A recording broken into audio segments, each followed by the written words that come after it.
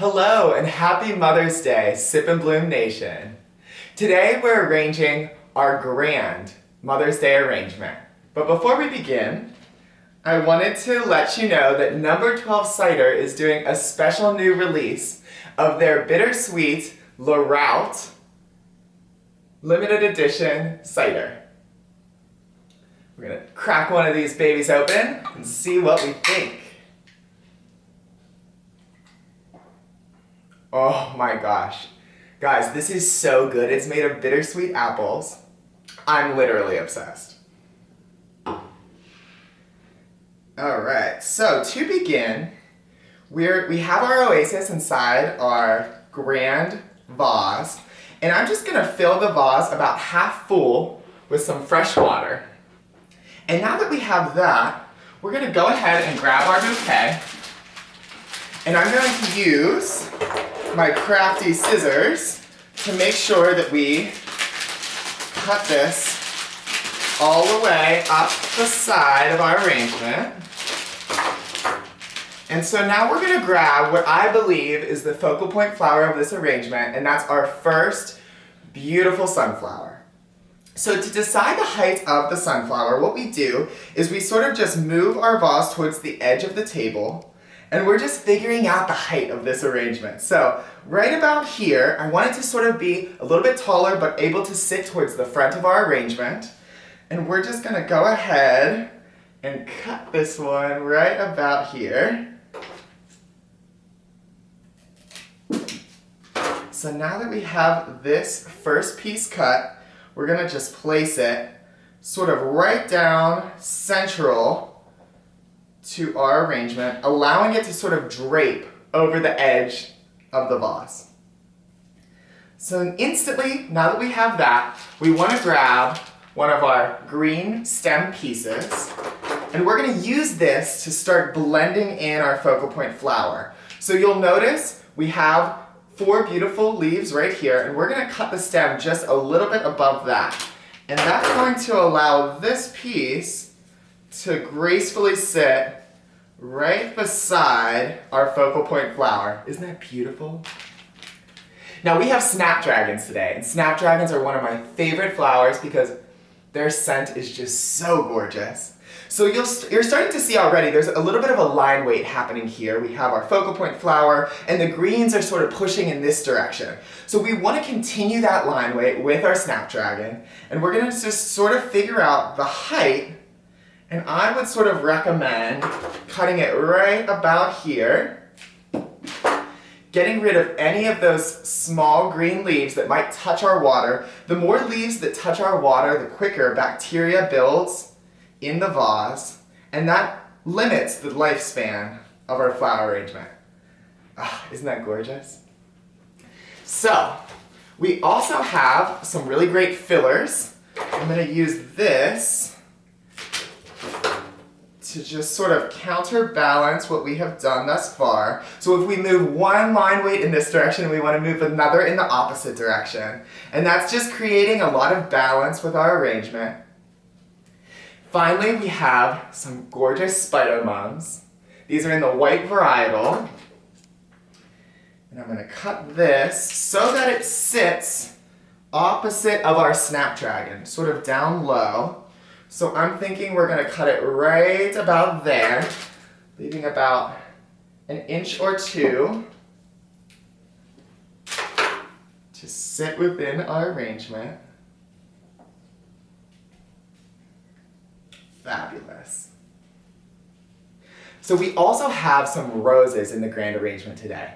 And our roses are they're so beautiful right out of the package, but you do want to take some time and really prep your rose. So you'll notice there's a lot of green stems on the rose. There's also the sort of outer shell of the rose that sometimes looks a little bit damaged. So I'm just going to go ahead and pull one of those, maybe 2 of those leaves right off of there, and that's allowing that outer edge to look really clean and bright. We're also going to eliminate all of those green leaves.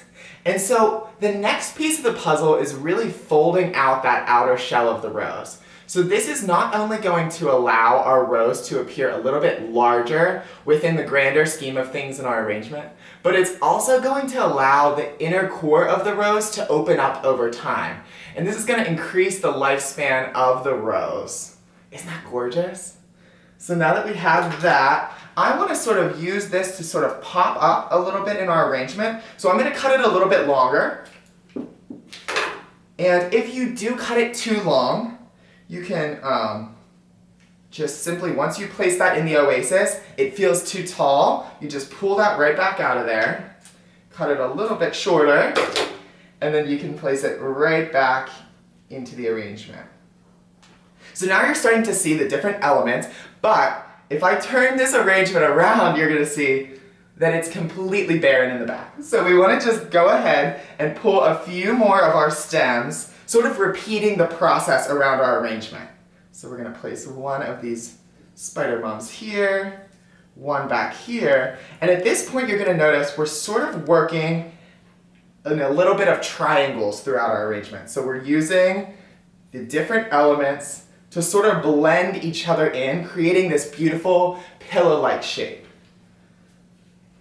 So now that we have these in here, I want to counterbalance that with a really beautiful sunflower sort of towards the center. A little bit more filler here. Remembering to use our greens sort of as a blender to just combine the different elements, making them feel very connected to one another.